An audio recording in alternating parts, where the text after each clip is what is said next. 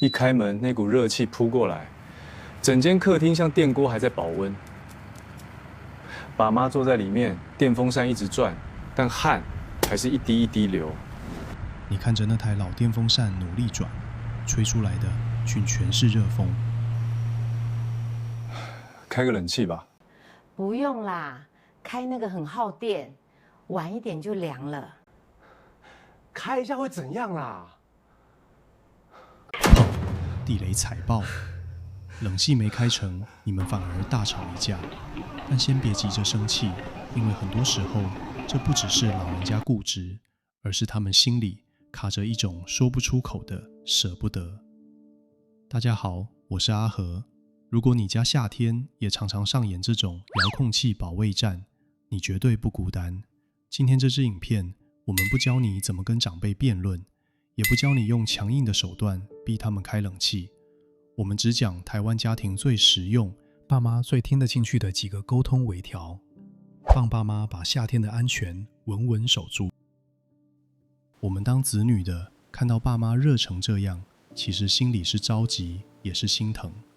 但在爸妈老一辈的耳朵里，开一下会怎样，听起来不像是关心，而是一种未经邀请的指责。你又在嫌我爱省钱了，你是不是觉得我连这点判断力都没有？当我们急着下指令，关心就变成了嫌弃。这不是谁对谁错，只是我们忘记去听他们拒绝背后真正在怕什么。其实爸妈死守着遥控器，很多时候真的不只是怕不怕热的问题，他们心里真正卡住的是怕浪费，还有一种很深的不配感。你想想，他们是从苦日子走过来的那一代，喜欢了把最好的留给孩子，留给家庭。对他们来说，冷气是一种奢侈的享受，让自己舒舒服服的吹冷气，会让他们产生罪恶感。更深层的是，很多长辈害怕自己变成子女的负担，他们会觉得，如果连这点热都忍不了，是不是代表自己没用了？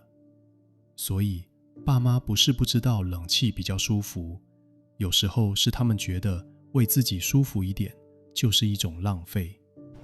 理解了这一点，我们再来看看现实，为什么我们还是希望他们开冷气？因为室内如果一直闷热，对长辈的身体来说是一场无声的消耗。长辈对温度的调节能力，还有对口渴的敏感度，都不像我们年轻人那么好。汗水流失了，有时候他们自己都没发现。你可以把血管想象成家里的水管，当高温闷热又缺水的时候，血液就会变得像糖浆一样浓稠，这会让心血管的负担默默变大。但冷气真的不一定要开到像冰库一样冷，只要设定26、27度，让房间的空气是流通舒服的就好。既然我们知道爸妈心里怕的是浪费，那我们该怎么讲才不会一开口就变成吵架？举个台湾很常见的状况，高雄左营有一位林伯伯，也是死都不开冷气。后来儿子不是继续跟他吵，而是换了几种说法，林伯伯就自己拿起遥控器了。这不是神奇逆转，而是给了长辈一个台阶可下。下次不要再冲口而出，开一下会怎样？你可以试着改成：爸，我从外面回来快热晕了，陪我吹半小时冷气好不好？好。这句话的魔力在于，你让他觉得他是在照顾你，而不是他在浪费钱。如果他们嘟囔着要省电，千万不要回你不要那么省啦，你要改成说，你以前很会省，现在我们换一种省法，省身体。让他觉得把身体顾好，不去看医生，是另一种更高级的省钱智慧。还有一句我们最爱讲，热到中暑，不要怪我哦。请把它换成，我们先不用开到很冷，只要让房间通风就好。你把吹冷气这件大事缩小成让房间不闷这件小事，这会大幅降低他对花钱的抗拒感。那如果爸妈还是不肯妥协呢？不要说你真的很固执哎。你可以温和地说：我知道你不是怕热，是怕浪费。那我们先开一段时间看看吧。一句我知道就能瞬间软化他的防备。当讨论到电费，别跟他说现在冷气没有很贵，你可以换成我帮你看一下电费，我们不用整天开，只抓最热的时段开。这给了他满满的安全感。最后，如果你是出钱买冷气的人，千万不要说我买给你你就开，这听起来像情绪勒索。你只要告诉他，这台冷气不是买来让你浪费的，是希望你夏天可以舒服一点，安全一点。把享受彻底换成安全。长辈通常更愿意妥协。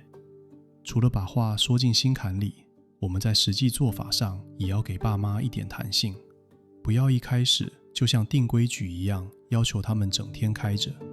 你可以先从最热的下午或者睡前1小时开始妥协，温度设定在26到27度。